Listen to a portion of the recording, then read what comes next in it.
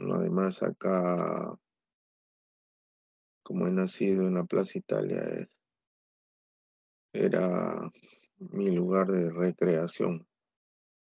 Y desde joven tenía claro lo que quería hacer. Eh, Comencé a indagar sobre la vida de Carrión. Bueno, Carrión era un joven como ustedes, que desgraciadamente vivió la época de la guerra con Chile. Y él era corneta y abanderado de las soldados peruanos que pelearon en las Pampas de San Juan, por donde está ahora la urbanización Viñedos. Había una iglesia que tenía un tremendo pino, creo que era. Lo llegué a conocer, un pino bien grande donde subía un niño y divisaba las tropas chilenas por aquella época. Eh, Aparte de eso, arengaba a las tropas para que pudieran resistir. Finalmente, por cuestión de armamento y por cuestión de mejor preparación, apoyo de los ingleses, ah, lograron ingresar por la Pampa de San Juan a Chorrillos, donde hicieron destrozo y medio, ¿no? Por gusto. Entonces, y por supuesto que eran los reinos del saqueo, el robo, quemaban las casas, ¿no? Y la otra faceta de Carrión era que este hospital, que estaba recientemente inaugurado, llegaban algunos enfermos fruto de la batalla y él atendía, ¿no? Y después, cuando ustedes conozcan este hospital, tiene unas tremendas columnas de roble panameño. Y entonces, eso era apetecido por los chilenos, o sea, iban a desmontar esas columnas y entonces no tuvieron mejor ingenio que esas columnas fueran embarradas por excremento. Y así los chilenos, por el olor, por el aspecto tan feo, no lo tocaron, ¿no? Después que terminó estos problemas ya lo volvieron a limpiar, lo barnizaron. Algunas prendas de Carrión están en este cenotafio, ¿no? Donde se rinde culto todos los 5 de octubre, ¿no?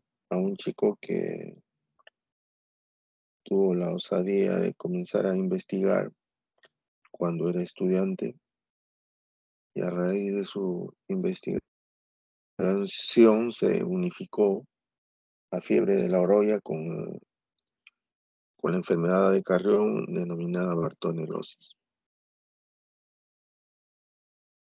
Entonces son algunos aspectos que, lógicamente, cuando no se sabe quién es Carrión, no se valora a un estudiante. Él no era médico, en medio del cual este, eh, dio algunos ejemplos de civismo, de querer a su patria y a su vez ser un buen alumno de medicina, ¿no? Entonces, eso por un lado. Siempre es bueno que un profesor sea maestro. La diferencia entre profesor y maestro es que el maestro enseña otras cosas relacionadas a la medicina por cultura general, ¿no? Siempre el médico, sin querer queriendo, como dice el Chavo del Ocho, ha sido un líder. ¿Por qué es un líder? Porque tiene un poco más de educación que del común, ¿no? Porque cuando va a la sierra o a la selva a hacer su serum, en el país de los ciegos el tuerto es rey. Entonces, como ustedes tienen un poco más de instrucción, tienen la misión, si tienen vocación de enseñar, de curar. Entonces, vocación quiere decir que me gusta la carrera, me gusta ver por el que menos tiene para poderlo apoyar, porque cuando uno crece en condiciones de pobreza, paga la salud, ¿no? Entonces, si han tenido vocación, muchos ingresan por la puerta, que lo desean, pero si tienen plata, ingresan por la ventana, no teniendo vocación. Por eso es que los grupos en vuestra universidad son disparejos. Hay algunos que rinden, otros que no rinden. Hay algunos que emplean su carrera con honradez, hay otros que se valen de cualquier ah, treta para poder pasar los cursos, poder dar exámenes, etcétera. Entonces, acordamos con la doctora de neurología, la doctora Velasco, para poder calificar con la SUNEDU, que se metiera un poco de investigación en los grupos de infectología y en general en toda la universidad para levantar el rendimiento académico de los alumnos, visto que todos los años ocupaban el último lugar en el ENAM, en el examen del ENAM. Entonces, este año que pasó ha habido un ligero repunte, pero de todas maneras están entre los últimos puestos. Entonces, esa situación tienen que revertirla. Y la única manera de revertirla es estudiando y aprendiendo e investigar. Ustedes llevan salud pública, diseño, no sé, un montón de cosas me cuentan, pero no sé a dónde van esas enseñanzas o si realmente les enseñarán. Lo cierto es que el rendimiento no es bueno y ahí vamos a tratar de apuntalar. Ahora, ese horario va a ser mejorado porque ahora se va a incluir al doctor Sánchez, que es jefe de servicio de infectología en Hipólito Unanue. Es un buen chico, fue mi alumno y entonces le he dicho que prepare algunas clases y lo voy a incluir eh, reformando el horario. En la medida de las posibilidades, cuando un docente no puede en la mañana dictar clase por labores asistenciales, hoy día, por ejemplo, a Sánchez le toca mañana y tarde todo el día, va a estar en su servicio. Entonces, hoy día no puede dictar, pero así va a suceder con otros docentes, ¿no? En el caso de Cuellar puede viajar, pero es un buen docente. En el caso del doctor Alejo sí no les puedo decir nada porque él tiene otro tipo de formación personal. En el caso de Suyón tiene buena formación académica y parece que tiene buena formación personal. Creo que no van a tener problemas con todos nosotros, salvo Alejos. Eh, entonces, este es un preámbulo de, eh, para hacerles abrir el cerebro de que tienen que dedicarse con vocación a aprendizaje. Yo no, en la universidad donde yo me formé, este era un curso anual. ¿Por qué? Porque el 70% de las camas en el Hospital 2 de Mayo eran infecciosos, ¿no? Se le llama el Hospital de los Pobres porque ahí nunca se le ha negado atención a gente humilde que venía de Apurímac, Ayacucho, nunca. Entonces, Huancavelica. Entonces, ahí nos fuimos formando, para buena suerte nuestra, había una buena escuela, que ya era dejada de antaño, pues desde los tiempos de Carrión ya es una escuela que era tradicional, afrancesada, ¿no? Después con el advenimiento del doctor Lanfranco, algo metió la disciplina alemana. Eh, entonces se crearon buenos médicos que dieron lauros, ¿no? Hay mucho médico que emigró a Estados Unidos dejando bien parado la medicina. Y cuando se produjo la partición de la Facultad de Medicina, casi la mitad de los docentes pasaron a formar la Universidad Peruano Cayetano Heredia. Y aún así la universidad no se derrumbó porque recién egresados tomaron el puesto de los que se fueron. Entonces, la universidad siguió caminando. Como es una universidad pública, la ley apoya de que se le den prioridades en los servicios de hospitales públicos. Pero ahora, con el advenimiento de estos últimos 30 años, ¿no? Con la creación de casi 30 facultades de medicina particulares, la ley dice que ellos busquen su campo clínico, o sea, como no pagan impuestos, deberían de hacer hospitales docentes, pero no lo han hecho. En la práctica, ellos utilizan los hospitales del Estado, todo lo que es del Estado, recursos del Estado, para enseñar a sus huestes. Entonces, los alumnos de universidades públicas están siendo relegados, ¿no? En cuanto a plazas, en cuanto a residentado, internado, que ojalá mejore, pero no veo aviso de mejora, al contrario. Los grupos particulares han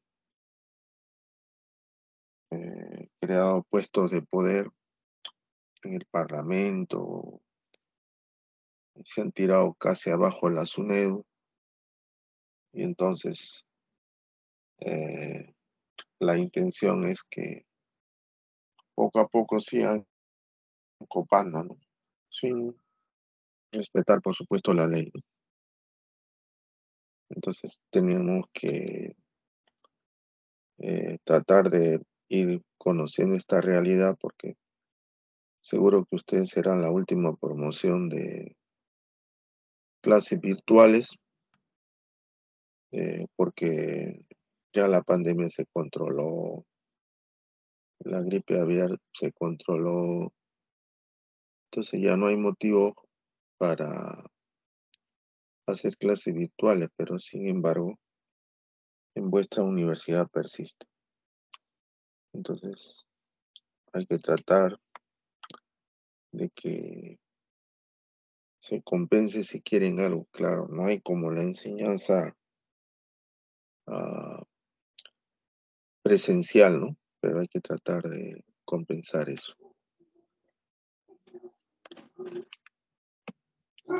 Bien, ahora empezamos con los temas médicos. Este es un tema que le voy a desarrollar, pero será un modelo de el trabajo de investigación, entre comillas, ¿no? Todas las presentaciones, salvo un alumno, ha empleado la originalidad de entrar probablemente al PubMed y sacar artículos últimos.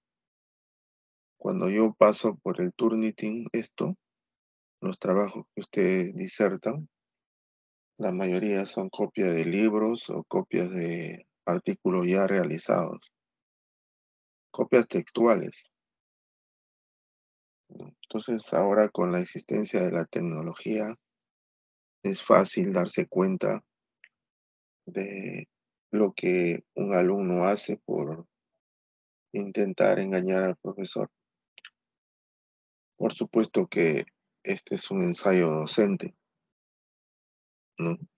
Eh, como le digo, yo le digo a la doctora Velasco, que lamentablemente ha fallecido,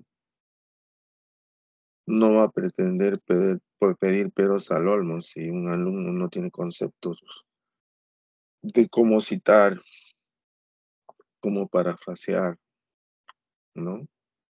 Cómo sacar información. A mí nadie me enseñó, ¿no? A mí me metieron al Serum y me dijeron, vaya, y haz tu trabajo para que con ese trabajo que vas a hacer en esa localidad te gradúes. Así que mm, ni computadora, ni teléfono, no habían esas cosas. Pero sin embargo, cuando uno tiene inspiración por hacer las cosas, la hace. Pero ahora ya hay parámetros que deben ir conociendo porque de acá a un par de años tendrán que graduarse.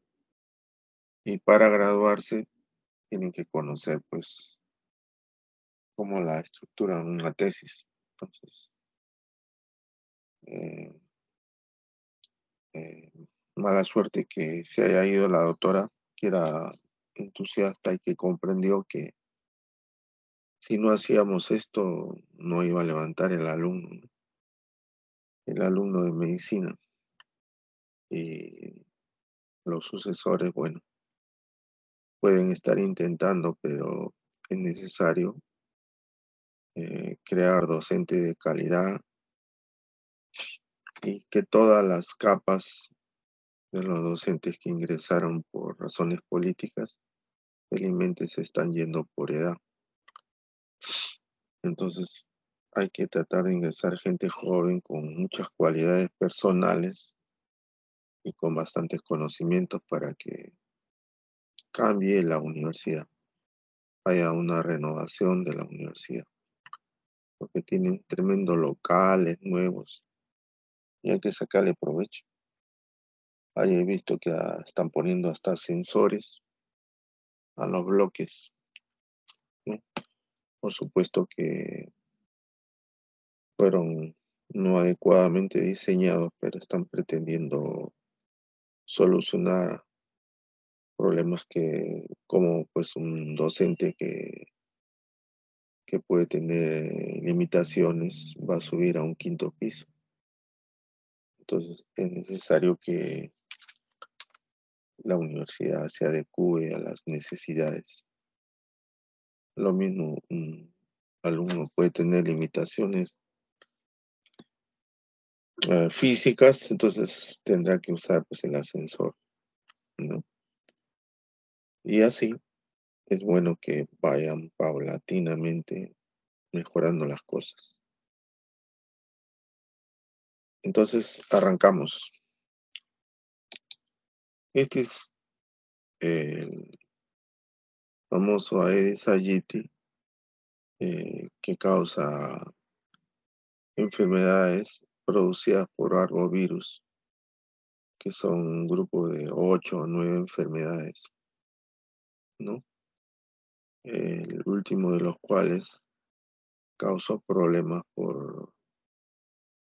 porque transmitía un virus que causaba problemas físicos como enfermedad de Guillain-Barré y con problemas en las mujeres, porque cuando gestaban y se infectaban, tenían la posibilidad de tener un niño con daño cerebral, microcefalia.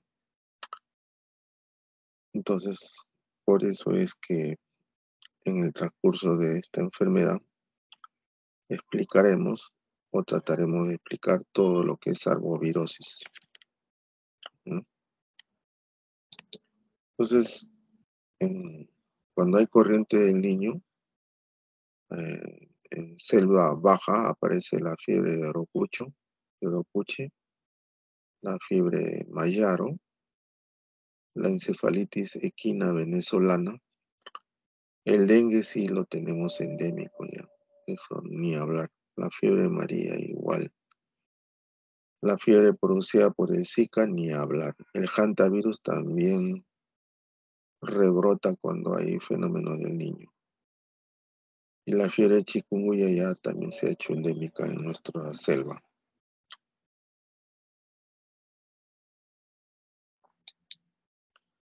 Ahora, con una lámina uno puede explicar, ¿no? Cómo un mosquito puede transmitir todas estas 9 infecciones. Y tiene relevancia que se alimenta principalmente durante el día. Entonces, durante el día me tendré que cuidar, pues, no usar truzas o no tener que usar manga corta, porque no soy nativo. Parece que los nativos hacen ya respuestas inmunes y prácticamente no hay problema, pero cuando uno va por primera vez, entonces Aedes se coloca estratégicamente a 200 metros de la vivienda a la espera de que alguien se descuide y ¡pum!, le lanza el picotazo.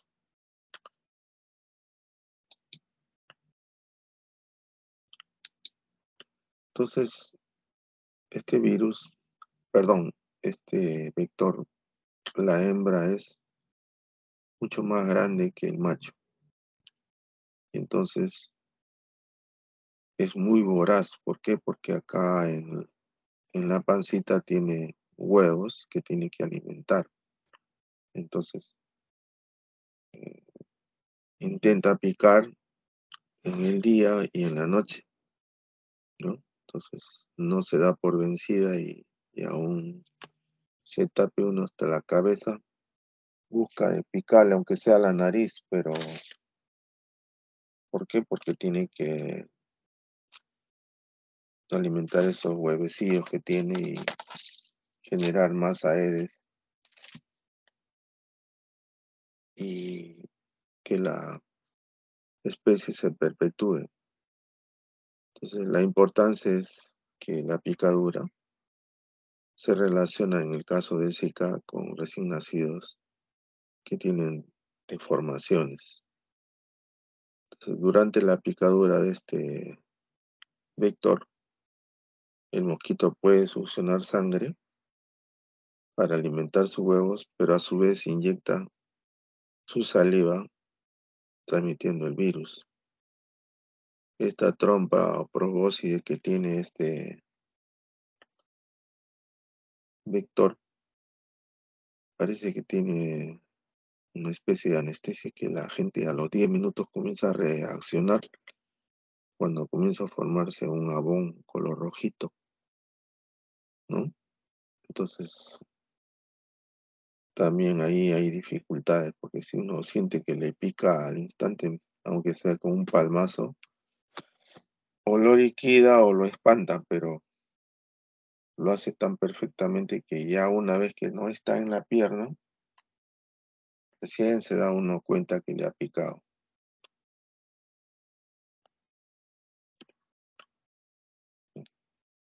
Y es fácil identificar a esta hembra porque, como le digo, tiene en esta región sangre, por lo que ha picado, y tiene estas patitas con manchas blancas, negritas con blancas. Entonces, este es un Aedes aegypti. Pero en general, otro tipo de zancudos también puede transmitir la enfermedad, pero nos referimos a esta porque es bien voraz, ¿no?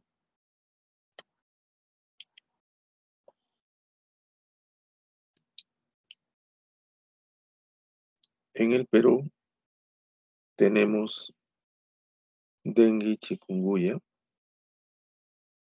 pero también el año 2016, gobernando Humala, comenzó a llegar casos importados, que fueron tres inicialmente, uno que vino por la frontera de Colombia por vía terrestre y dos que vinieron por vía aérea de Brasil.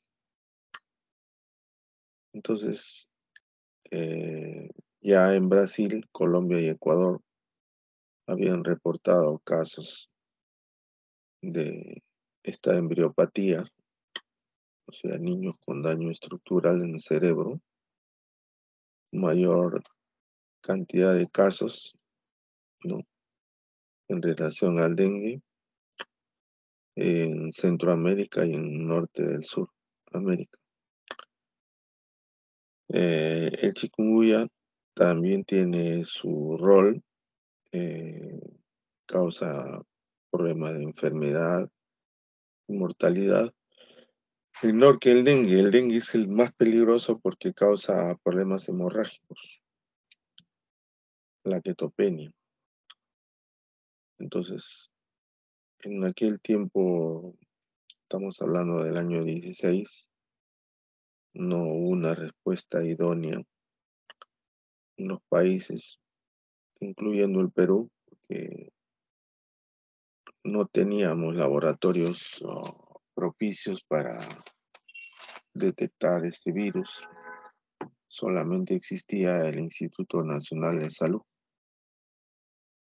Por eso es que cuando apareció el Zika se desbordó el Instituto Nacional de Salud. Pues tuvieron que forzadamente eh, salir hacia capitales de departamento e implementar algunos laboratorios.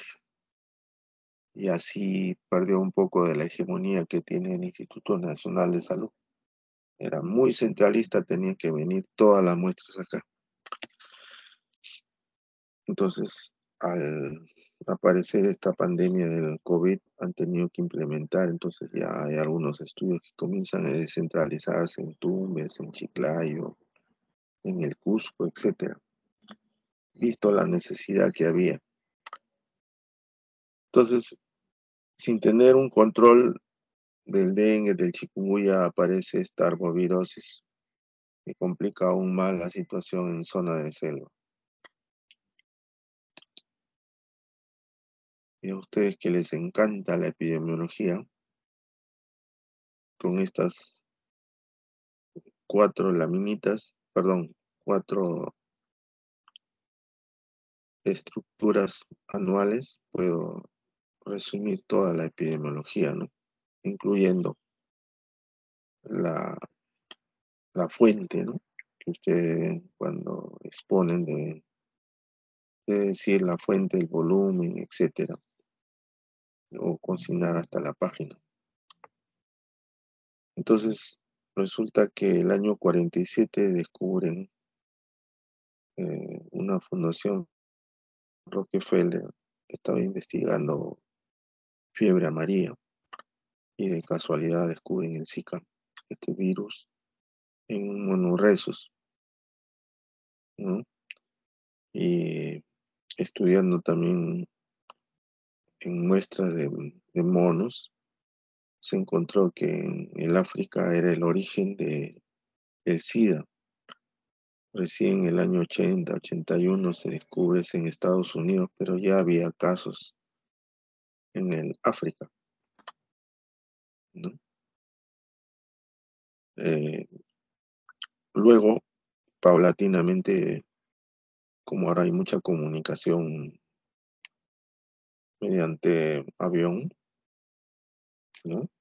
este brote de Zika fueron a las islas donde se practica el surfing, en las islas del Océano Pacífico, en la Polinesia Francesa. ¿No? Y luego el 2014 saltó a territorio chileno, ¿no? Esta es una isla muy alejada de la costa chilena, la isla de Pascua, pero que tiene clima tropical, ¿no? Y en el 2015 ya Brasil, viendo que se salía del control esta enfermedad, comienza a notificar casos ah, ya documentados con diagnóstico a partir del 2015.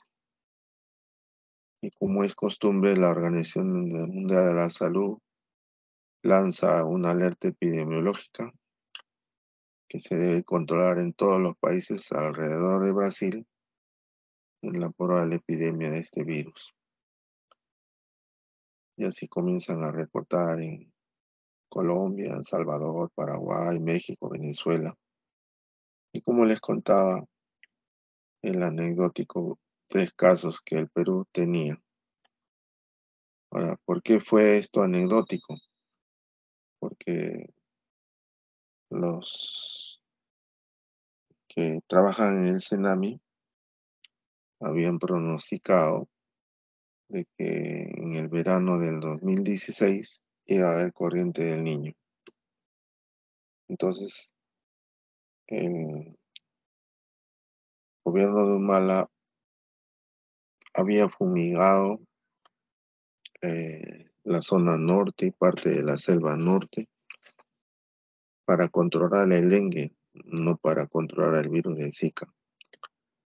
Pero como son el mismo vector, el Perú se benefició, o sea, retardó la entrada de este virus. ¿Por qué? Porque fumigó, pues. Entonces, por esa casualidad del destino, en verano del 2016, hubo un niño muy leve, pero en enero del 2017, estando Kuczynski, eh, sí hay fenómeno del niño y entonces se producen eh, las extravasaciones, inundaciones y enfermedades. Otra vez la catástrofe en el norte. ¿Cómo se arregla eso? No, no se arregla con medicina, sino con prevención. ¿Qué tipo de prevención? Canalizando los ríos, aprovechando el recurso hídrico del agua para crear depósitos de agua en toda la costa peruana, que no es tan árida, pero siempre falta agua. ¿Para qué? Para que los cultivos, porque es una tierra muy rica que da de todo, las mejores paltas del mundo se sacan de la costa peruana, el mejor limón del mundo se sacan de la costa peruana. Pueden haber limones en otras partes, pero no tienen la sazón, el color y el sabor del limón peruano. No tienen la sazón y el color de la palta peruana. Entonces, en ese aspecto, nuestro territorio es privilegiado para la siembra de estos productos y otros, ¿no? Entonces, acá, con otra lámina, sin extenderse mucho en la epidemiología, ¿no? Puedo decir que es similar al dengue, es similar a la fiebre amarilla, es muy similar al virus del Nilo en Egipto o la encefalitis japonesa. Entonces, ya les recuerdo que este es el mono rhesus para que ustedes lo identifiquen. Y aquí en este monito se encontró el virus. Hicieron, como todo científico, hicieron las características del virus para familiarizarse. El vector lo identificaron, ¿no? Ya les he dicho cómo es la picadura. Y el primer contagio en humanos se reportó el año 52 en Tanzania. miren que ustedes la lámina no está tan cargada, que motiva a mirar, ¿no? Y a aprender. Porque si ustedes cargan 20 líneas ahí y hablan, entonces el auditorio no se puede cansar. Esta presentación fue hecha para el Colegio Médico en el 2016, en el verano del 2016. Encargaron a mi persona la exposición de esto y esto es lo que estoy presentando con todas sus virtudes y defectos. No los reformo para que se vean también los defectos, ¿no? Esta revista clínica ahondó el problema de la epidemiología, ¿no? Donde se ahila en los bosques de Zika, en realidad es un bosque en Uganda, se llamaba de Zika, y ese nombre le pusieron al virus, ¿no? Se aisló en mosquitos Aedes, como ya les he contado, y se comenzaron los estudios serológicos para determinar gente infectada. También se demostró que el Aedes puede picar a ratones, a monos. Pasaron a los seres humanos, ¿no? Y la evidencia de que han tenido es la detección de anticuerpos neutralizantes, igual que el COVID.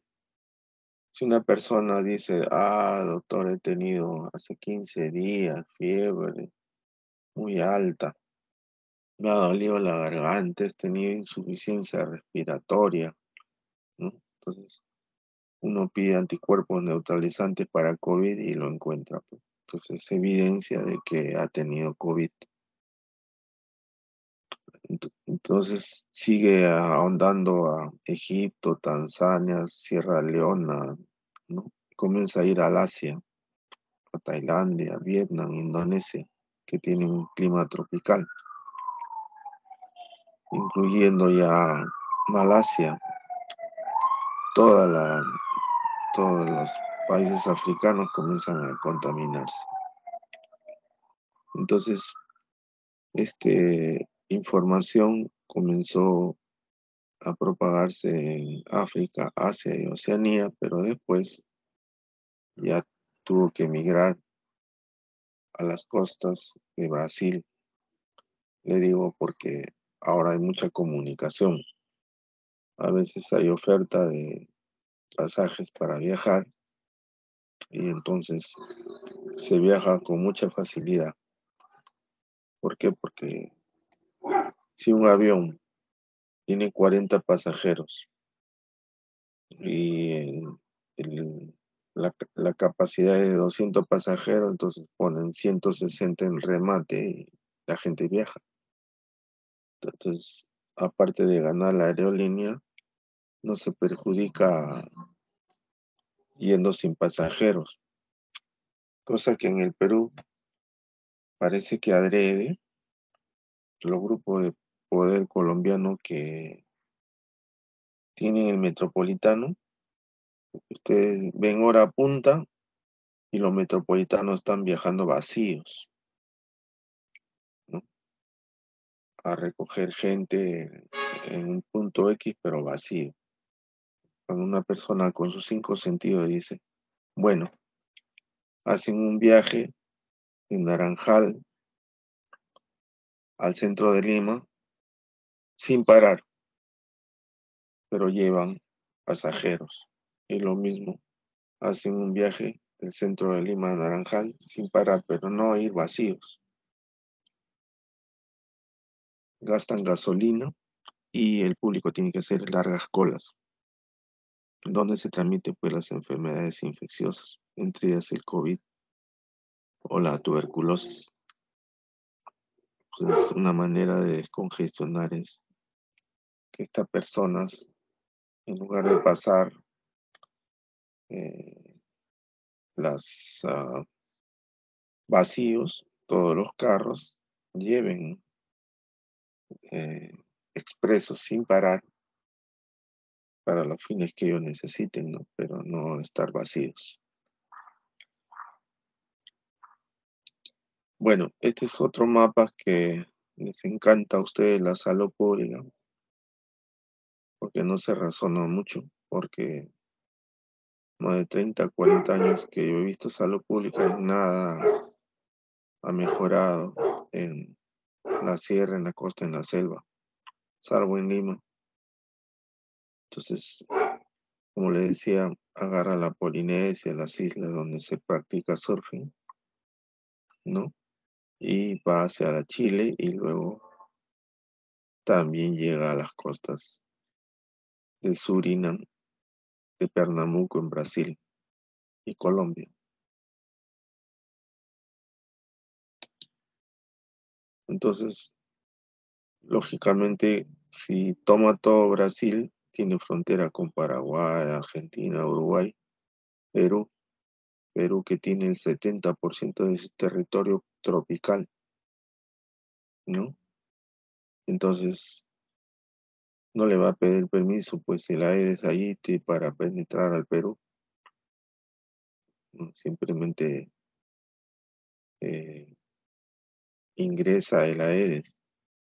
Miren cómo en Brasil tienen codificado y hasta con colores sus diferentes regiones, ya que en Río Grande está en azul. Este fue la zona de donde se inicia esta epidemia de Zika, ¿no? Entonces, lo mismo debemos hacer nosotros con colores para tratar de identificar rápidamente qué zonas tenemos problemas, ¿no? Entonces, cuando ya comienza toda la América del Sur a tomarse Puerto Rico, ¿no? Samoa, hasta la Costa Verde, en el África, del Perú, como les decía, no ingresaba. Hubieron 3 casos, pero ¿por qué? Era por la fumigación que se había hecho contra el dengue. Entonces, eso impidió que en el verano del 2016 comenzaran a aparecer brotes de Zika, ¿no? Fue una cosa accidental, pero es necesario que se lo reporte porque si ustedes que van a ser eh, funcionarios a corto plazo, vean que hay que prevenir, ¿no? Repito, canalizar los ríos, ¿no? No entrar a selva virgen a talar y robar madera, porque cuando uno invade zonas vírgenes se infecta, ¿no? Y si uno tala ilegalmente, malogra la ecología del sitio donde se produce la tala. Y eso lo pueden ver ustedes en la televisión cuando han visto la tala de los en Madre de Dios, sitios reservados, ¿no? Donde ha ido gente principalmente de Puno, ¿no? A sacar oro y talar madera. Entonces, no está reglamentado, ¿no?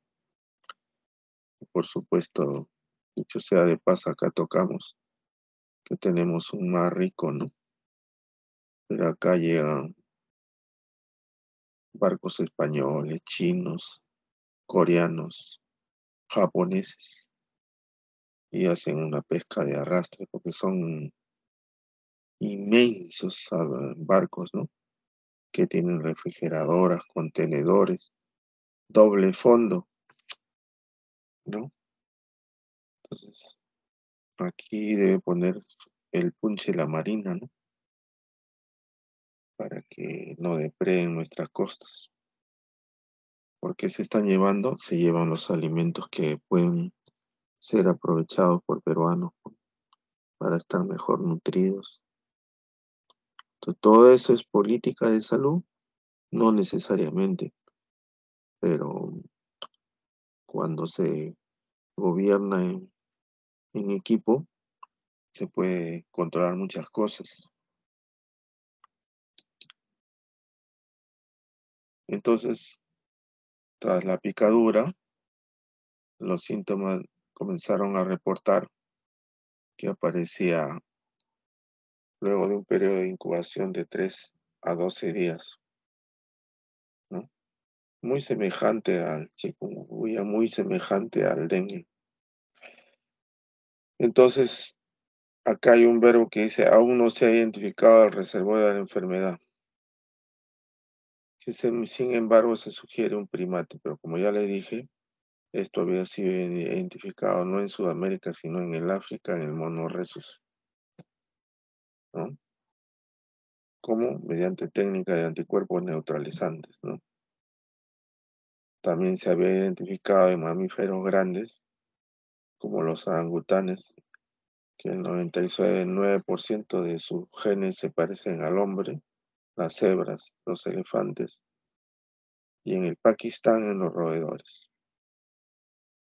Entonces, el virus dice que se había detectado en sangre, saliva, orina, semen, leche materna, igual que el dengue, el chikungunya, por lo que se ha planteado, dice, la posible transmisión. El verbo posible ya no es bueno usarlo porque ya la cosa se ha demostrado de que es, pero como le digo, la lámina no la cambio para que ustedes vean de que el verbo también tiene que ver cuando ustedes tengan una redacción, ¿no? Y si ustedes leen literatura del 2015 y no leen literatura del 2021-22, incurrirían en el error de esta lámina, pero repito, esta lámina fue para exponer el 2016, no el 2022. Si yo tuviera que hacer una exposición en el 2022, tendría que corregir los verbos, todas las cosas que ha habido de avanzada. Entonces también dice que hay transmisión por transfusión, por contacto sexual y a través de la leche materna y transplacentaria. O sea, sigue la misma línea de todos los virus. Y aquí con una lámina que no los va a cansar, pueden ver la vía posible de transmisión, ¿no? O sea, si yo tengo un zancudo sano, en azul, pica a un enfermo en rojo, este zancudo se infecta, busca una persona que está en azul, o sea, sana, y sale enfermando, ¿no? Aparte de las vías que hemos comentado, sexual, placenta, transfusión. Entonces, se van incrementando los modos de transmisión. Aquí está la fuente. Dice, puede ser por vector, puede ser por relaciones sexuales, puede ser perinatal, puede ser saliva, orina, trasplante de órganos, transmisión congénita. Entonces, va abarcando más modos de transmisión.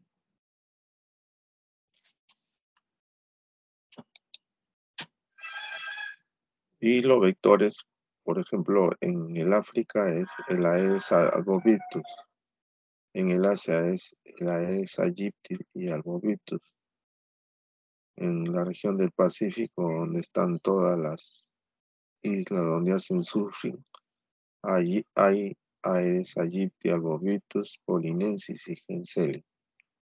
En la América donde nosotros vivimos está el Aedes aegypti y el albopictus, pero nadie me puede jurar que cualquiera de estos vectores puedan ingresar, porque ya le digo, hay mucho comercio con la China, ¿no? Y con diferentes países. Entonces, eso puede traer en contenedores otro tipo de vectores.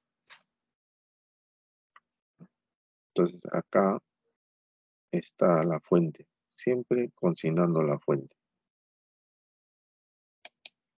¿Cuál, por qué se consigna la fuente? Porque yo tengo que ser honesto, ¿no? Que estas láminas no me pertenecen a mí en la totalidad, que la idea lo he sacado de tal, de tal referencia, pero sí estoy tratando de aprovechar, ¿no? alguna información que la adapto didácticamente para que no se cansen y la voy transmitiendo. Pero no, ustedes toman la foto y las 30 líneas que tiene la infección por Zika o cualquier otra enfermedad, las 30 la transmiten. Entonces, el chiste de una exposición es tratar de ser certero, didáctico y no cansar a su gente. Entonces les había dicho en antes que tienen 4 a 7 días para incubar y de luego vienen las complicaciones que pueden darse como síndrome de Guillain-Barré o pueden darse con microcefalia, que es la complicación más alarmante, ¿no? Cuando ustedes contraigan matrimonio, no van a querer tener un niñito que tenga retraso mental, ¿no? Entonces van a tener problemas entre padre, madre, echándose la culpa, quién fue el causante. Entonces, en el aspecto de síntomas, hay fiebre, conjuntivitis no purulenta que es relevante, cefalea, mialgia, artralgia, astenia, exantema que es relevante para Zika, edema de miembros inferiores, dolor retroorbital, anorexia, vómito, diarrea y dolor abdominal que vale para chikungunya y vale para dengue. Las referencias están ahí. Entonces, estando en la selva, no le voy a decir a la Aedes, a mi amigo solamente pícale con virus del dengue, no le piques con virus del Zika o con virus del chikungunya. Solamente mándale dengue o Zika o chikungunya.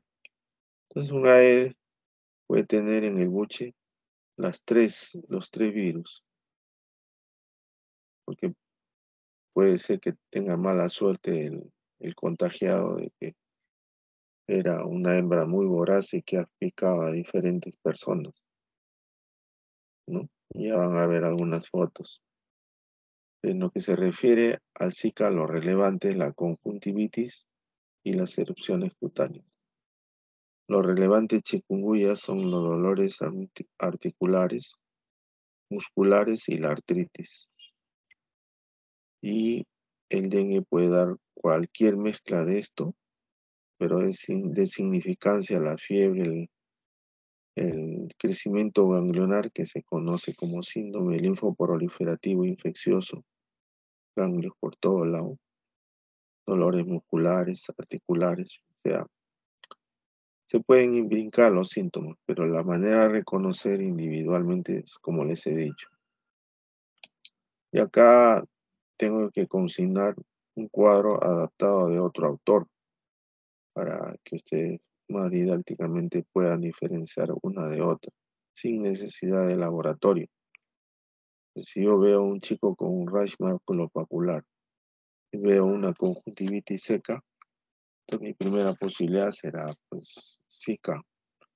Si yo veo una persona con artritis, mialgia, artralgia, y veo que tiene hepatomegalia y compromiso de trombocitopenia, mi posibilidad primera será chikungunya.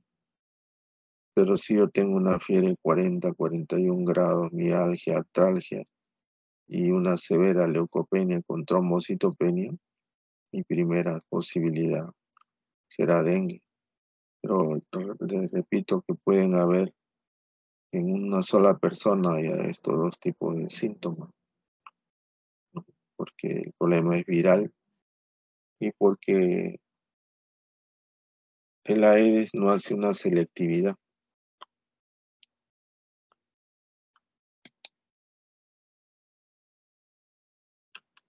Acá tienen la manera como hacer el diagnóstico.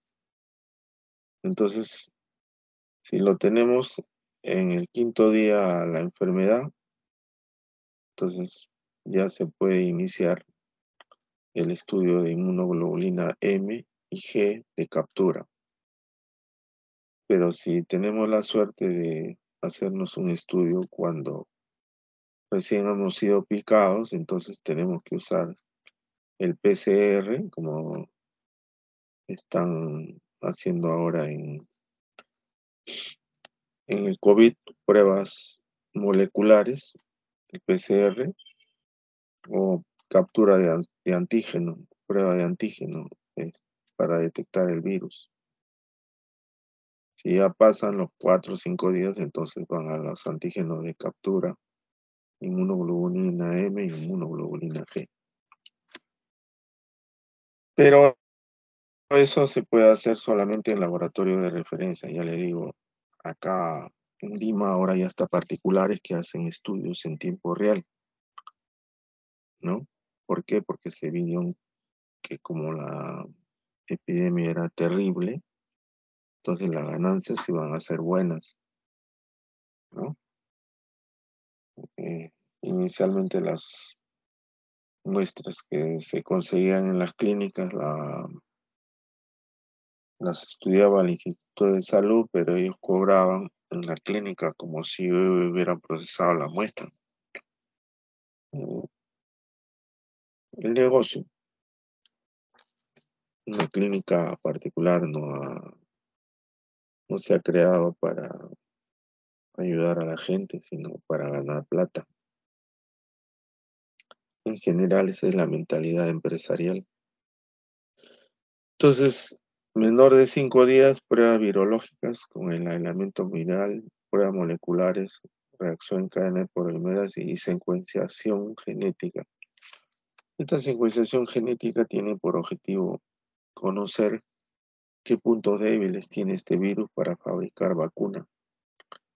Y después de los 6 días ya usar los ELISA de captura, ¿no?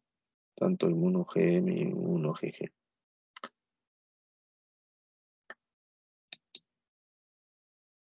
Ah, no existe tratamiento específico porque es virus, pues. Solamente hay que darle acetaminofén para la fiebre y antihistamínicos para el prurito cuando hay brote en la piel. Abundante líquido para no deshidratarse. Eh, como le digo, puede coexistir Zika con dengue y ya complicarse con problemas hematológicos. Esto fue hecho para pantalla grande, no, ya no lo veo. Evaluación de riesgo de transmisión. Entonces, se siguió avanzando, sobre todo en las embarazadas con signos fetales de cabecita pequeña en su fetito, para cerciorarse que tenían esta infección por Zika, que estaba causando la microcefalia. Con aguja 22 ingresaban y punzaban y sacaban líquido amniótico y ahí encontraban que estaban infectadas de este virus. Entonces, en algunos que nacían natimuertos, se ha enviado muestras de sangre y de tejido al extranjero, a Europa, y constatan que el recién nacido fallecido tenía el virus del Zika. Ahora, en cuanto a la microcefalia, en el año 2015 también envían muestras de tejido nervioso y localizan a la microscopía electrónica virus de Zika en el cerebro de estas personas. Acá tienen ustedes, ¿no? Eh, un feto, su placenta, y acá tienen la porción de la placenta materna y la porción de la placenta fetal. Ah, ¿por dónde se nutre al feto? Pregunta de embriología.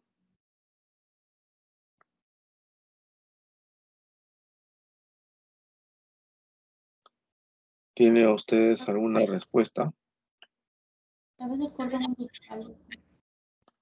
está bien, pero el cordón umbilical, pues, tiene La tipo vena, de... ¿Cómo?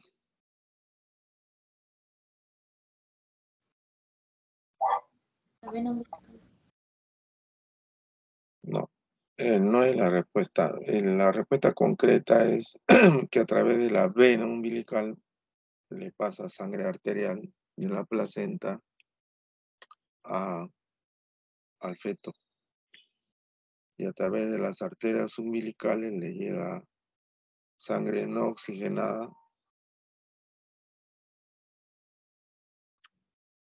al feto para que sea nuevamente oxigenada en la placenta materna. Entonces, esa es pregunta de embriología. ¿Mm?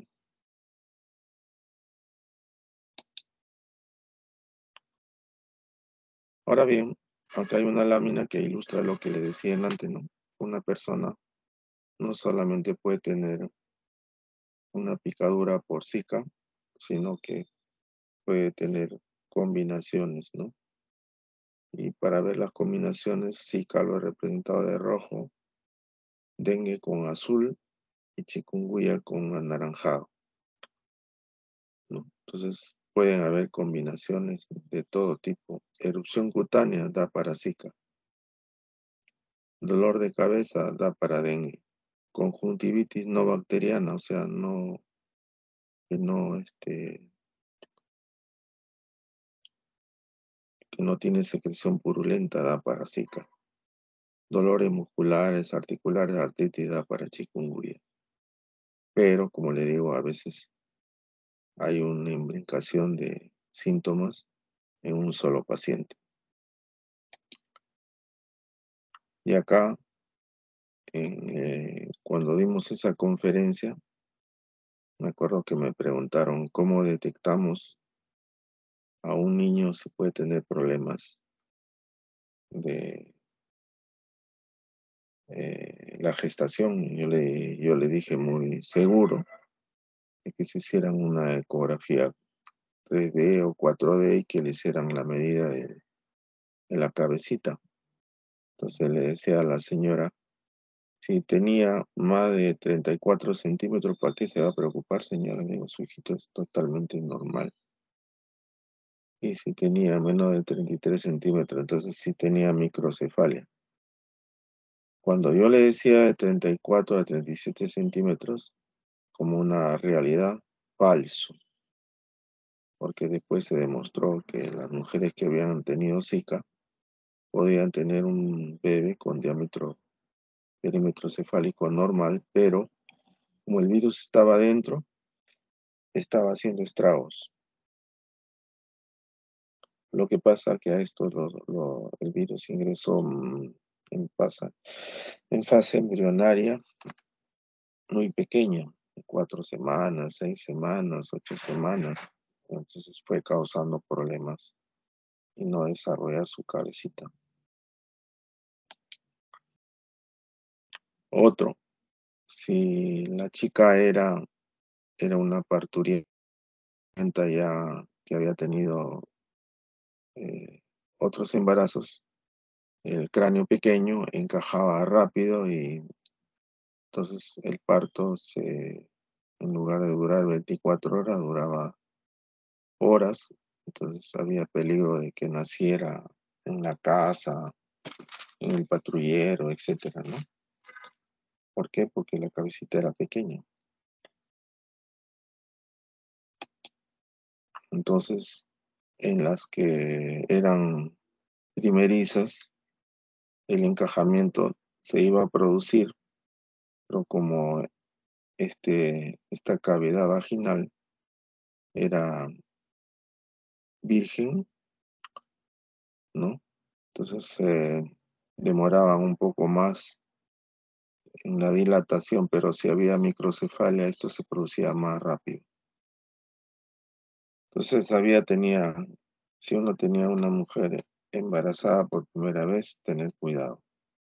Pero si ya era tu segundo o tercer hijo, rapidísimo se venía eso. Entonces, rectificamos de que con la información que llegaba de Europa, el tener un cerebro normal, pero la madre infectada no garantizaba que no tuviera posteriormente problemas de conducta, ¿no?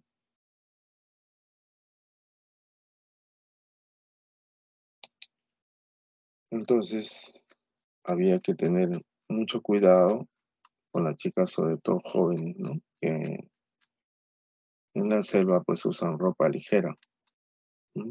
Explicarle de que tenían que tener cuidado cuando había brotes de Aedes porque podían transmitir enfermedades a su gatito. Entonces, eso ya es cuestión de educar sobre la enfermedad, educarlas sobre los problemas fetales, educarles sobre los mecanismos de transmisión de la Aedes, recomendar que no tengan envases con agua envasada y que no tengan tapa, recomendar el uso de tul en niños, ¿no? Recién nacidos, etcétera.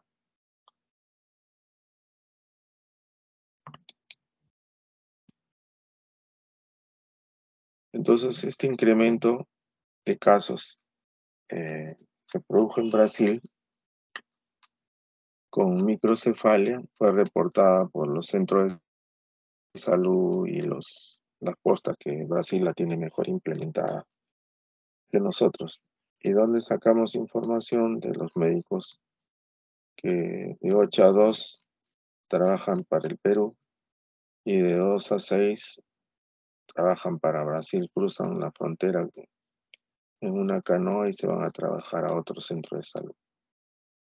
Esa es la única forma atractiva que tienen de ganar los sueldos. Entonces, hasta la semana epidemiológica 4, ¿no? En el 2016, en el Brasil se registraron 4.783 casos de microcefalia, de los cuales 76%, o sea, 3.670, permanecieron en investigación. Y haciendo estudio retrospectivo hacia historia del 2010, ya se tenía información en Brasil de que ya había habido casos en número de 163 y otros que habían déficit de registro porque todavía no habían tomado conocimiento de este problema, pero ya reportaban 163 casos en el 2010. Entonces, la moraleja es que tenemos que tener un sistema de registro de tal manera que cuando ustedes quieran hacer estudios retrospectivos puedan encontrar información, o cuando quieran hacer estudios prospectivos puedan encontrar también información. Entonces, eh, resumiendo, la microcefalia pues es un problema por la cual se estudia esta enfermedad junto con las otras que tienen un mecanismo de transmisión semejante, ¿no? Y que si se localiza en Brasil, fácilmente todo lo que ocurre en Brasil va a pasar a Perú. Esa es la moraleja, ¿no? Y que no solamente investiguen una sola enfermedad. En la selva pueden haber superposición de virus.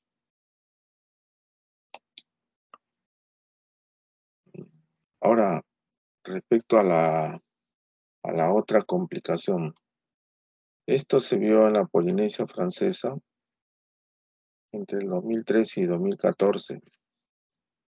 Hubo 74 pacientes que presentaban el síndrome neurológico, así como de vez en cuando nosotros tenemos ah, casos inusuales de Guillain-Barré, sobre todo en el verano. Se manifestaron que habían tenido, ¿no? A la interrogación, habían tenido síntomas compatibles con Zika, ¿no? De los cuales 42 fueron clasificados como síndrome de Guillain-Barré luego de una punción lumbar. La pleocitosis, la albuminorraquia, determinaron que tenía un síndrome de Guillain-Barré. En el año 2015, Brasil propiamente detecta cuadros neurológicos. Se identificaron 76 pacientes, 42 de los cuales fueron confirmados como Guillain-Barré.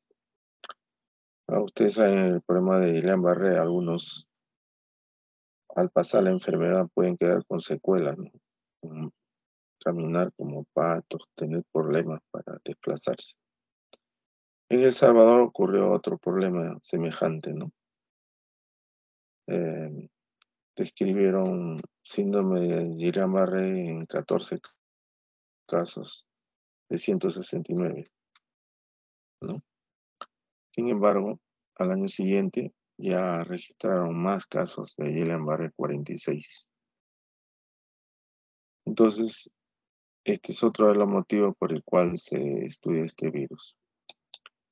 Y si uno quiere demostrar causa-efecto, entonces uno dice, yo tengo enfermedad de Zika o síndrome compatible con Zika en amarillo.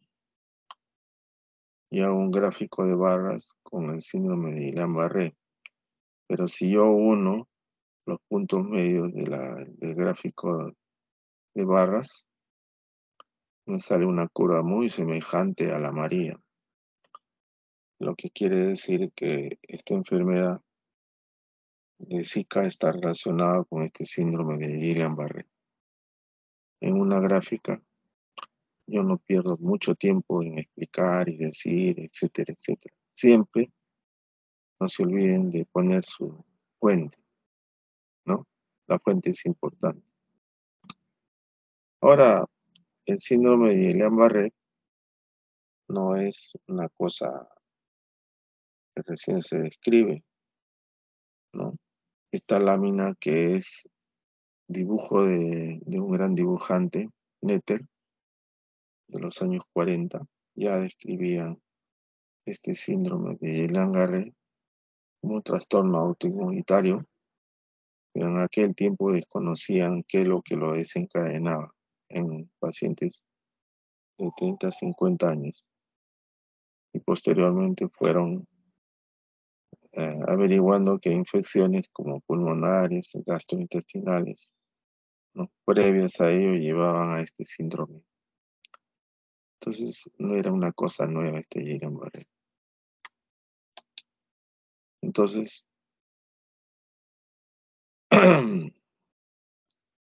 ¿por qué se produce esto? ¿No? Es una enfermedad aguda, ¿no?, donde afecta a las raíces nerviosas, ¿no?, periféricas y ocasionalmente raíces craneales. Cuando afecta a raíces craneales es la variante de Miller-Fisher, ¿no? Entonces, estas variantes pueden ocasionar cuadriplegia y deficiencias para mover el tórax. Entonces, estos pacientes tienen que ser llevados a una unidad de cuidado intensivo porque van a tener problemas para respirar.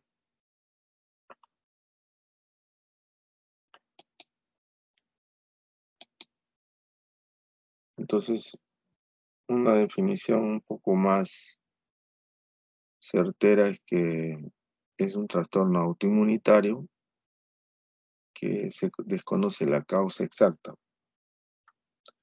pero puede presentarse después de infecciones como el Zika, la influenza, enfermedades gastrointestinales, una neumonía por micoplasma. ¿Qué caracteriza esto? Que los nervios periféricos se pelan, entonces hay debilidad muscular.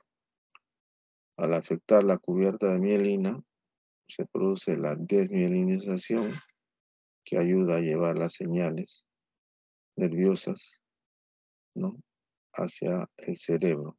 Y el cerebro a su vez responder para mover las manos, las piernas, la respiración. Entonces, aquí al afectar a los nervios, su vaina de mielina, se produce este problema.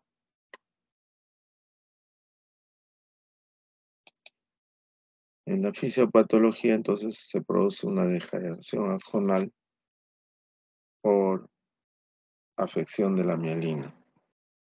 Entonces, ¿por qué se dice que es autoinmune? Porque hay elevados en la interleuquina 6, la interleuquina 2, el factor de necrosis tumoral alfa, presencia de anticuerpos antigangliósidos contra el axón de la neurona.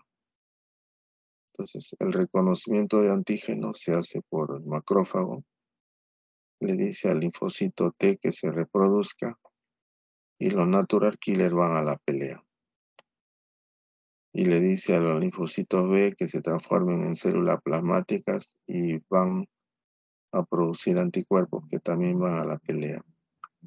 Pero la pelea se da solamente en la parte de la mielina, ¿no?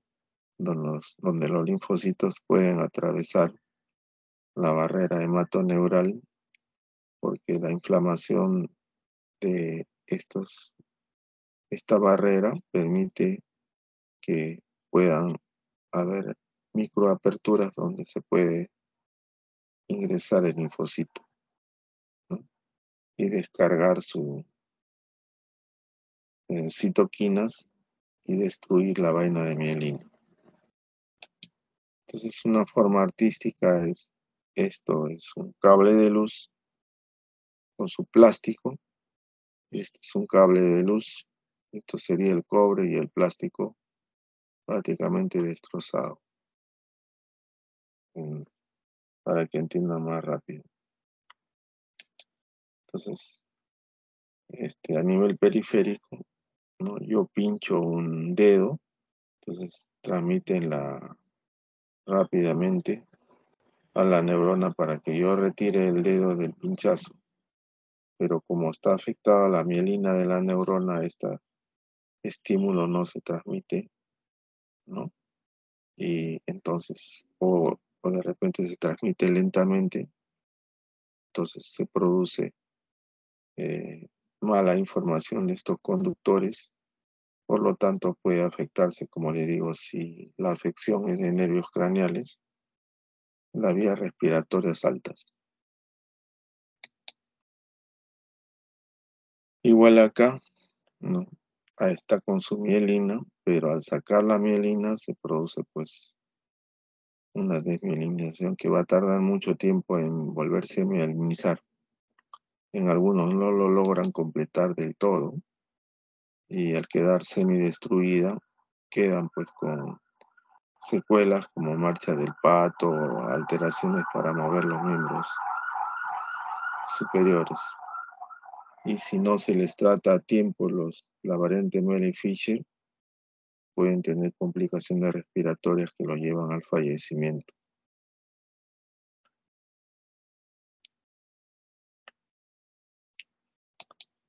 Entonces aquí pueden ustedes ver cómo los anticuerpos se unen a la mielina, ¿no? Cómo los macrófagos descargan sus citoquinas en la mielina, ¿no? Cómo esta combinación de citoquinas con linfocitos van minando la mielina, ¿no? Y hay unos nódulos de Rambier donde es más fácil todavía atacar a la neurona.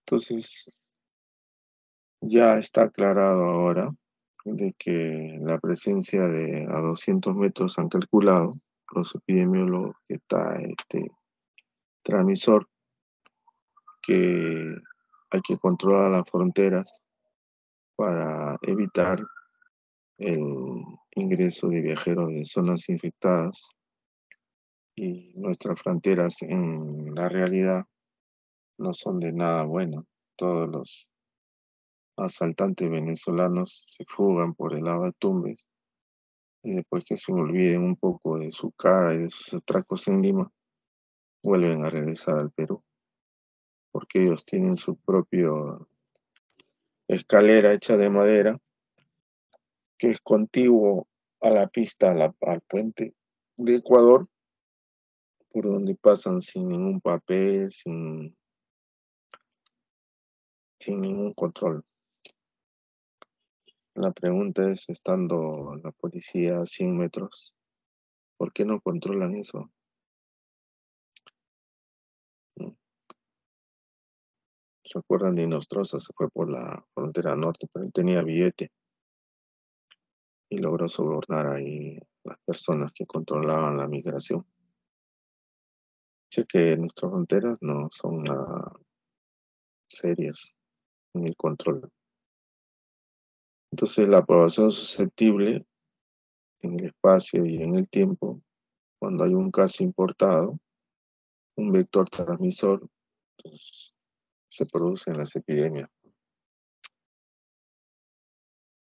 Todo hasta que el virus encuentre condiciones favorables de población virgen y fenómenos climáticos.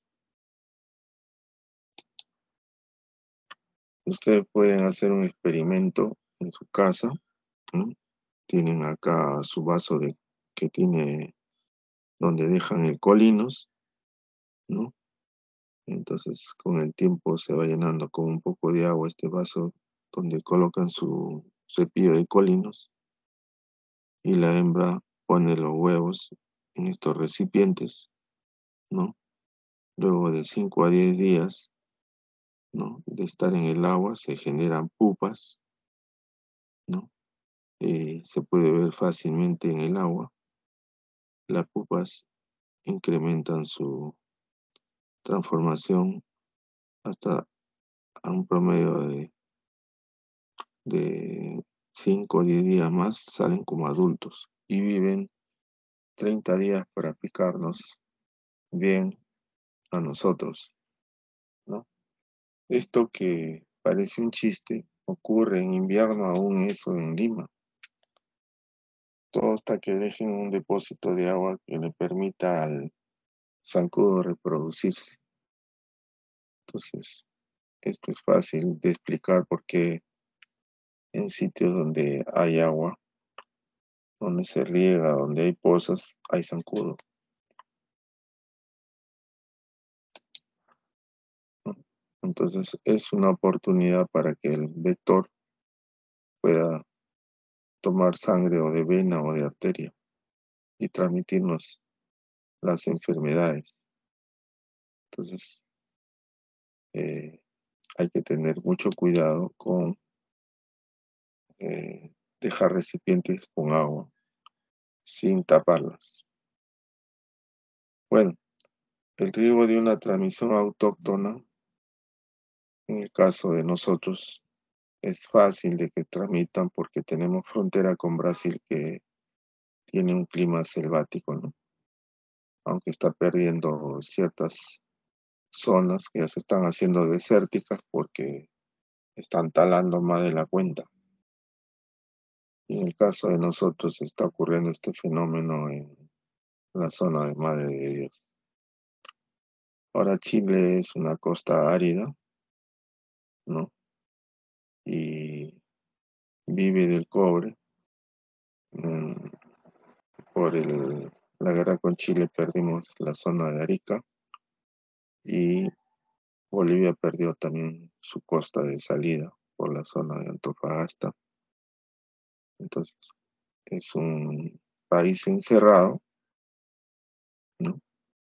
Aquí en Castillo quería darle una salida por Moquegua, pero lo tomaron a mal. Pero eso ya lo había intentado hacer Humala y Fujimori. Lo que pasa es que a Bolivia le es más fácil salir por puerto chileno para gastar menos. Pero no ven la alianza estratégica que deben de tener con el Perú porque Chile tiene políticas geopolíticas para irse mediante el conflicto creado hasta Arequipa, porque ellos necesitan agua, ¿no? Menos mal que la invención de sacar agua y desalinizar el agua de mar le ha calmado en parte los ímpetus de generar conflictos, pero con toda el cobre que en los territorios robados, Chile no ha neutralizado su cobre. Entonces, toda entrada del cobre y de minerales de esta zona van para rearmar anualmente la Armada chilena, ¿no? De tal manera que Chile tiene mejores armamentos que nosotros, ¿no? Siempre con la idea de, como le digo, de geopolítica, que es un país que requiere agua y siempre va a mirar al norte, o sea, al Perú, ¿no? Y para que darnos pelea con Bolivia, va a querer dar un corredor por el lado de Arica, que Arica es intangible. Arica es territorio peruano, donde ha nacido Alfonso Ugarte, Ramón Castilla. Entonces, nunca, nunca va a permitir el Perú que dé un corredor a Bolivia, ¿no? Porque perderíamos todo eso sí a perpetuidad. Ya no habría interés como tenía Velasco de recuperar esos sitios, ¿no? Entonces, acá tienen corte de donde se ven los virus, el cerebro, ¿no? Aquí tienen una formación artística de cómo es el virus, ¿no?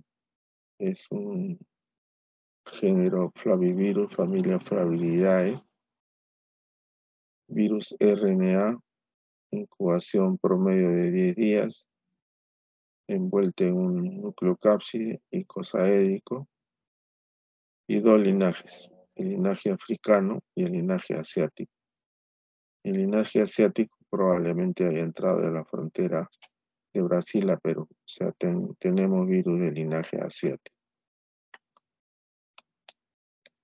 Entonces, acá tenemos el genoma, las proteínas estructurales de cadena simple, positividad de polaridad con proteínas estructurales. Entonces, el genoma generalmente lo tienen países desarrollados, ¿no?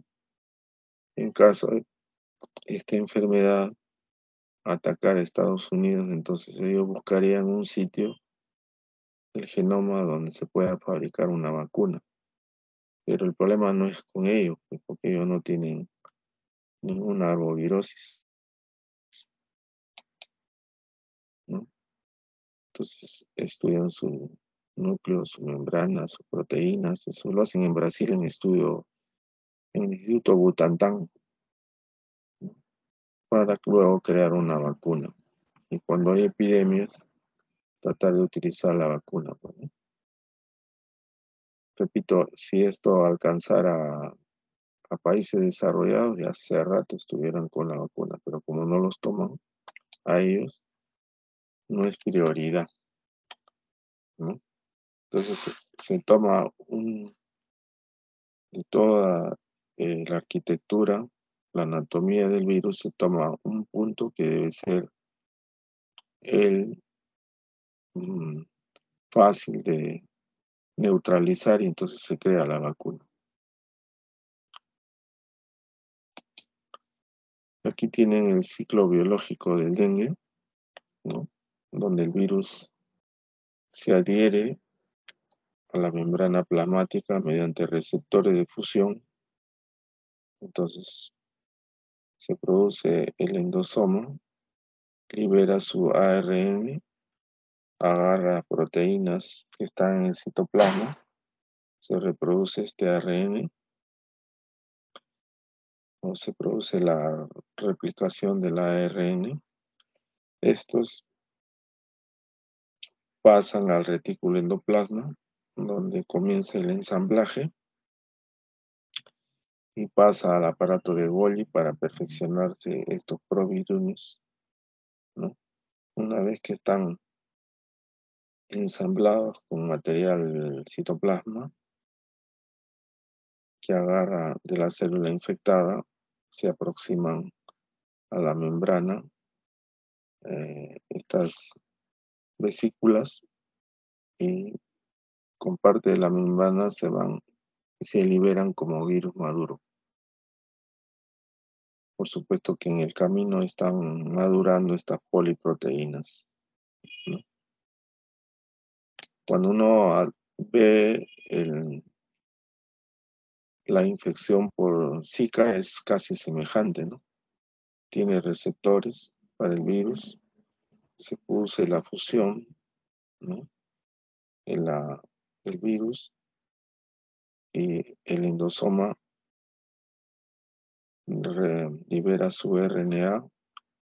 El RNA liberado aprovecha de las proteínas que hay en el citoplasma y comienza el procesamiento de otras cadenas de RNA.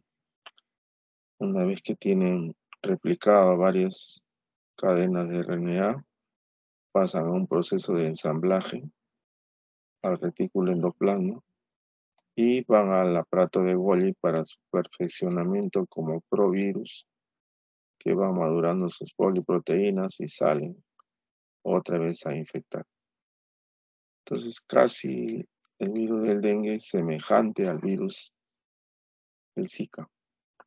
Son primos hermanos junto con el chikungunya.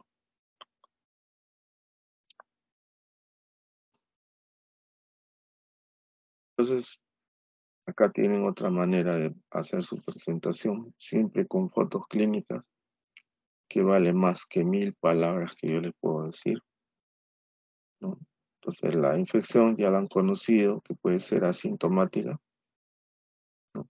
Hasta un 80% se producen sin síntomas, pero cuando hay síntomas, hay el exantema, esto va para Zika, fiebre, artritis, esto va para chikungunya, conjuntivitis no purulenta, esto sí va para Zika, dolores musculares para chikungunya, dolor de cabeza para dengue.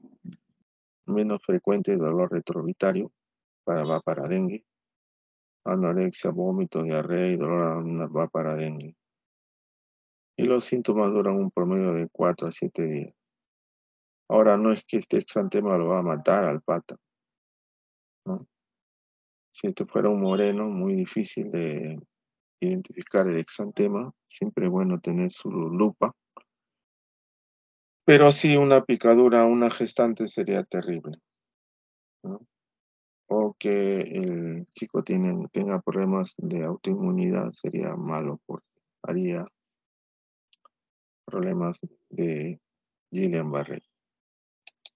Aquí tienen el ojo rojo, pero no hay secreción, ¿no?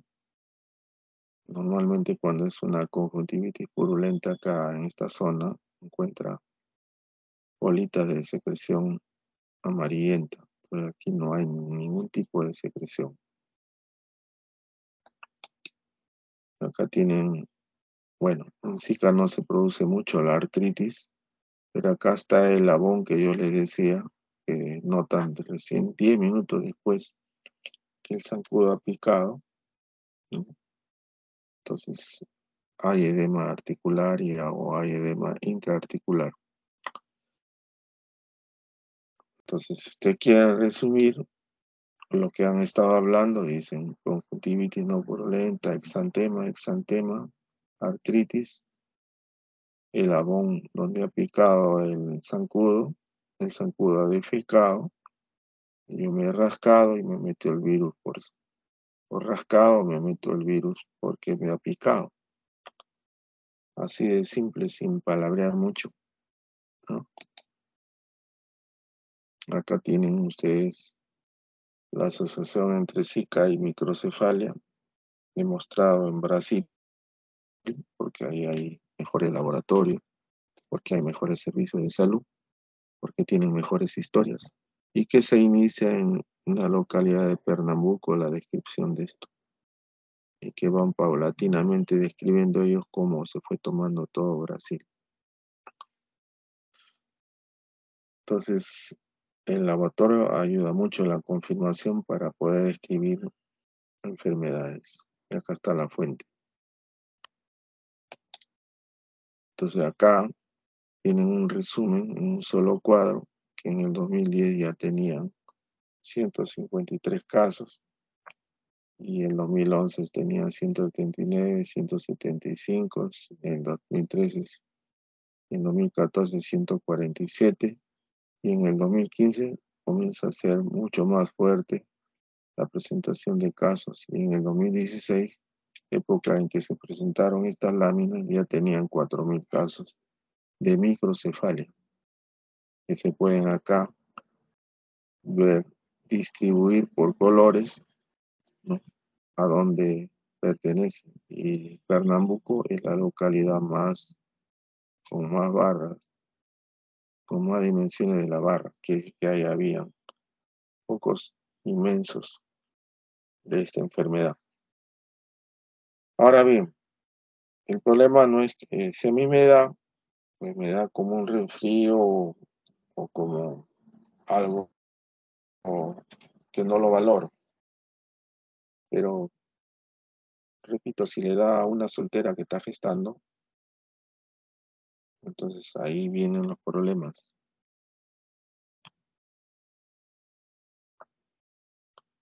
¿no? ¿Qué se ve en esta gráfica?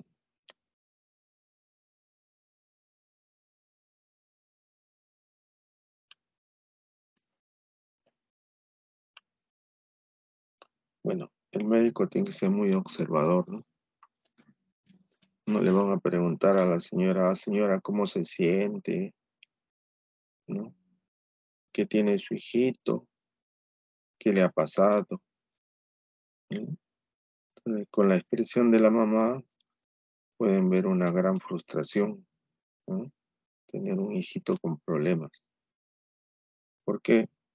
Como el virus se aloja en el cerebro, interrumpe el desarrollo del cerebro, entonces este chiquito le va a traer problemas a la mamá en cuanto a alimentación, educación, nutrición, y generalmente los padres, porque en el Perú es muy frecuente madres solteras. El padre se las pica, pues se va, porque no quiere asumir responsabilidades, ¿no? Lo mismo ocurre en el Brasil, ¿no?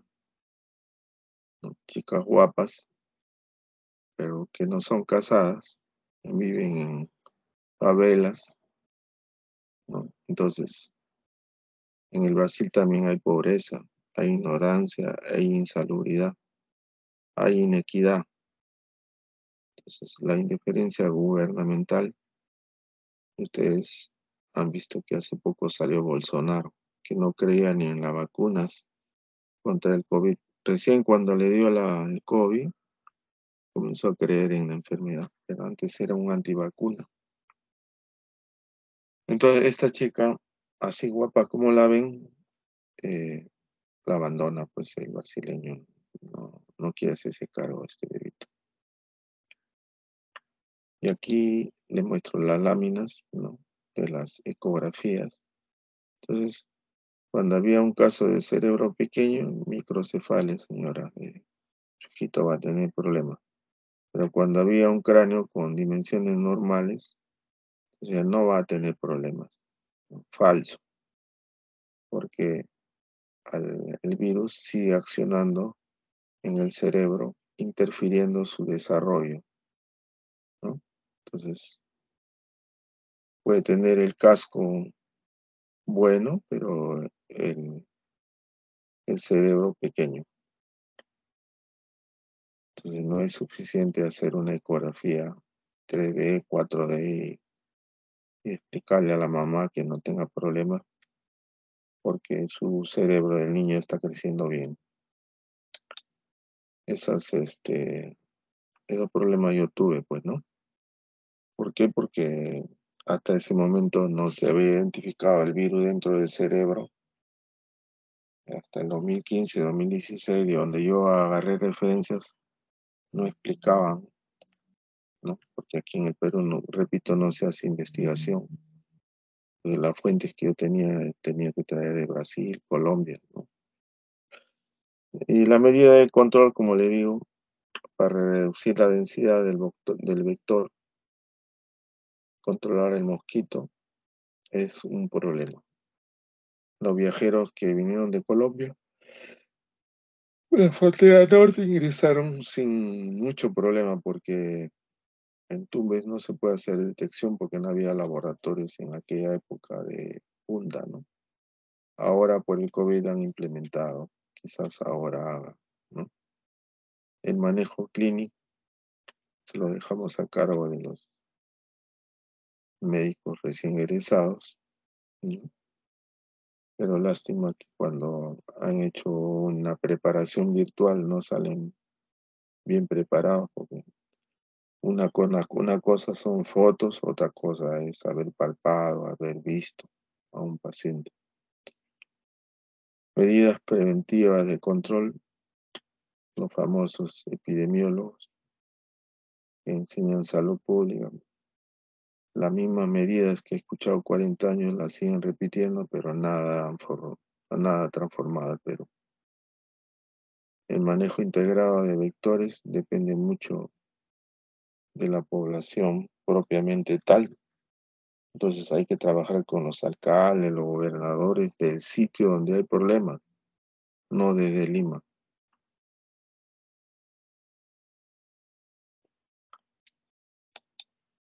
Entonces, esta lámina hace acordar al terremoto que se produjo en Pisco e Ica, ¿no? Donde el Estado, en época de Alan García, destinó cuantiosos recursos para la reconstrucción de Pisco e Ica. El dinero se hizo humo, la reconstrucción prácticamente no se hizo, o se hizo inicialmente y después se paró, pero la anécdota va que Chávez había donado casas prefabricadas que tenían sus ventanas, interruptores, fuentes de agua, macetas, jardines, cerco de madera y que todavía perduran hasta ahora esas casas, ¿no? Y que permitieron proteger a la población pobre, porque en el campo son poblaciones pobres que viven de los patrones que tienen la tierra, que tienen producción de uva, vinos, todo eso, pero eso tiene un patrón, ¿no? Entonces, no hay una distribución de la riqueza equitativa. Por eso siempre habrá problemas de fricciones entre clase alta y clase baja.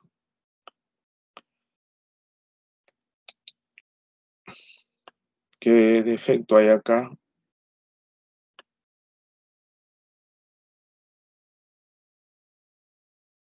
¿Nadie quiere intervenir?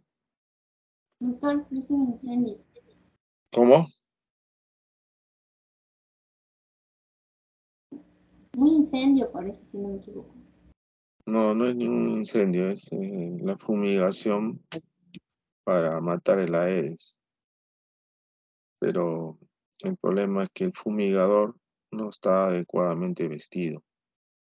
Y entonces el insecticida que se impregna puede provocar mutaciones en la célula de este pobre hombre a futuro, ¿no? La fumigación debe hacerse con este tipo de ropaje, ¿no? Cosa que terminando su tarea se saca la ropa, se da un baño y ya se protege, pues, ¿no? Entonces, cuando ustedes hagan su charla de serún, decirle que hagan su tapita de madera para tapar su pozo de agua potable. Estas llantas que la lleven a Purimas, a Ayacucho, para que ahí fabriquen su Yankee. Un Yankee dura 10 años, mira, un campesino con un solo zapato por 10 años, ¿no? Entonces, porque esto resiste el agua, el barro, la piedra, todo. Estos potitos, ¿no? Deben no tenerlos boca arriba, sino boca abajo, para que no se puedan llenar de agua, ¿no? Enseñar a la población a comprarse un tanque de 800 soles y hacer su conexión con cañería de plástico y pegamento, que es bien sencillo. Antes se utilizaban tubos de plomo, codos de plomo, era muy complejo la grafitería, pero ahora con la tecnología esto es muy fácil. Lo mismo, tener inundaciones, tener bomba de aspiración, enseñarle que estos baldecitos con agua de lluvia hay que cuidarlos tapándolos con plástico aunque sea, que en los sitios donde se empoce el agua no deben nadar ni jugar. ¿Por qué? Porque pueden adquirir ameba de vida libre o reproducirse fácilmente los zancudos en aguas abiertas. Como ustedes ven, por el país hay mucho por hacer. Educar a la gente sobre todo, ¿no? A que sus tinas de chicha, ¿no? Las tapen, sus porongos las tapen. Decirle a la señora, a la norteña de buen cuerpo, que no meta la mano al agua, porque en sus uñitas tiene bacterias, pues, ¿no? Entonces ahí puede dejar una bacteria y el que viene sacar agua en un balde y entonces llevarse agua contaminada, ¿no?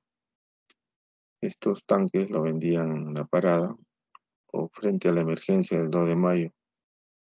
Entonces, cuando uno quería, le hacía poner su cañito acá, ¿no?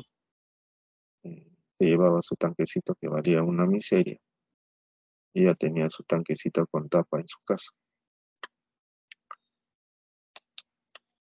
¿no? Tapar, ¿no? Con un balde, con una tapa de aluminio, una charola, una bolsita de 20 céntimos, ¿no? Emplear mosquiteros con tul de que se cubren las mesas, ¿no? Llamar al sanitario, pero como los sanitarios son muy pocos y movilizarlos es muy difícil, entonces el control con cloro es preferible que lo hagamos nosotros con agua hervida. Si pueden llevar pastillas cloradas también sería bueno, pero ¿quién puede venir con su lancha de 2 días por río a comprar en una botica pastilla de cloro, que a veces no hay? Entonces es preferible decirles que hagan hervir el agua y que no, sus recipientes no lo dejen a la intemperie, sino tapaditos. Esta foto es para ver los bandidos que son los peruanos, ¿no? Los reyes de las cosas malas, ¿no? O sea, las pobres señoras le venden un ramo de flores el día 1 de noviembre con un florero. Entonces viene, le reza a su muerto y a los 10 minutos viene el que le vendió las flores, se lleva las flores y también se lleva el florero. Entonces hay que enseñarles que debe meterle arena húmedo. Entonces se llevará las flores, pero su maceta fabricada made in Perú quedará pues ahí. Lo mismo cuando se muere el rey de la papa, el rey de Unicachi, ¿no? Le hacen una lápida con Cristo, la Virgen María, los 12 apóstoles. En la noche vienen, le llevan la lápida y lo liman para borrarle el nombre. Y tienen una lápida que lo van a revender, ¿no? Entonces, ese es el espíritu que desgraciadamente la irresponsabilidad, la falta de educación, civismo que tenemos nosotros. Fumigar áreas contaminadas significa decirle a la población un domingo de que van a fumigar, de que los fumigadores tienen que tener su vestido y tienen que ser honrados. Por ejemplo, cuando a mí me pusieron gas cálida, me tiraron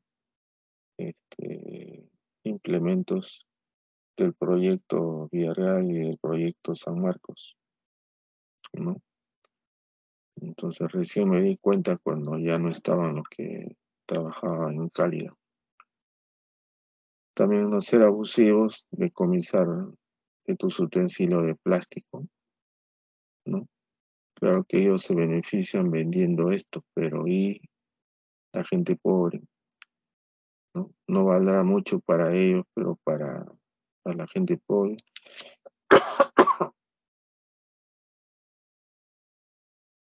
un recipiente de plástico le vale mucho, porque no hay pues dinero a veces para comprar. Los repelentes naturales se fabrican en la selva central, pero también ahora hay referentes artificiales que tienen una porción mínima de insecticida y que espanta al zancudo.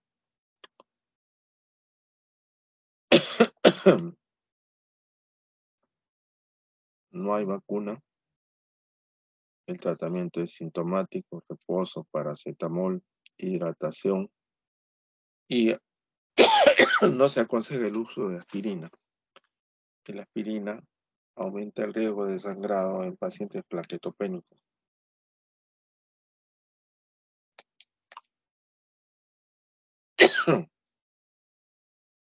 Se me secó la garganta luego de 2 horas de hablar.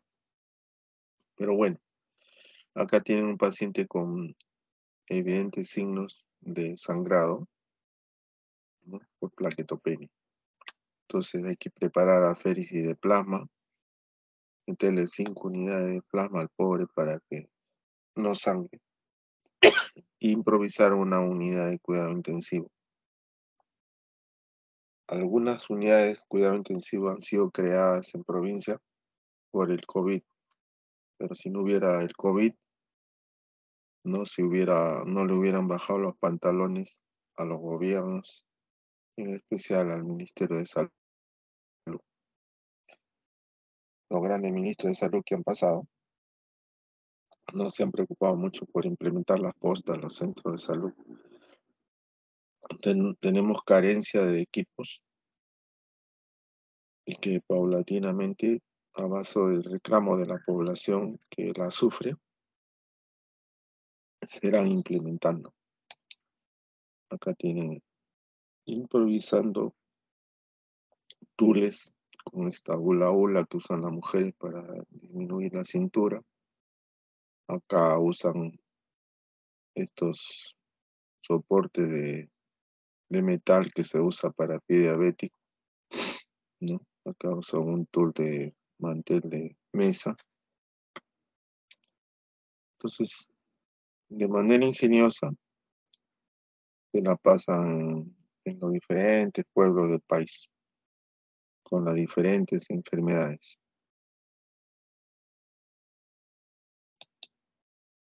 Acá tienen unas hermosas extremidades de la selva central con el uso de spray con fabricación moderna, aerosol, y que pueden controlar y se pueden permitir caminar así, pues, ¿no? Porque hace calor. Entonces, finalmente, caminante no hay camino, se hace camino al andar, ¿no? Entonces, a mí lo que me toca es enseñar y a ustedes lo que les toca es estudiar.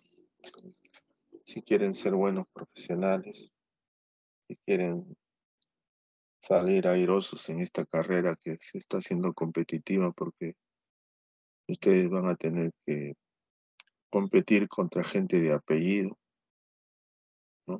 Que vienen de universidades particulares, que tienen computadora de mano, teléfono de alta gama, que le compran los últimos libros, 3 libros por cada curso. El papá tiene muchos recursos. Y me ha dicho, hijito, yo quiero tener hijo médico, estudia, yo te voy a solventar. Entonces, de tumbo en tumbo lo van haciendo médico. Pero eso van a ser sus competidores, o sea, el apellido y el dinero. Entonces ustedes van a tener que luchar nomás contra eso. Bueno, entonces, resumen, no hay que cargar mucho las láminas, hay que traer fotos clínicas, hay que traer fotos demostrativas de las prevenciones, ¿no? Hay que sacar un resumen de un artículo, no fotografiar el artículo y pasarlo en pantalla, sino sacar un resumen de cada artículo para poder proyectarlo en una pantalla y explicar. Lo tienen que estudiar, pues si no han estudiado, ¿qué van a explicar? Van a leer. Bien, si no hubiera alguna pregunta, me despido de ustedes y nos vemos el día de mañana. Yo voy a conversar con la delegada cómo vamos a seguir desarrollando el curso, porque como le digo, va a ingresar un docente, Eduardo Sánchez, que antes lo teníamos y que en un concurso le hicieron el avión, ¿no? Su código le hicieron ingresar mal y entonces lo han vuelto a recontratar. Muy bien, pues nos despedimos hasta el día de mañana. Gracias, doctor. Buenas, buenas. Gracias, doctor. Gracias, doctor. Buenas, hasta mañana.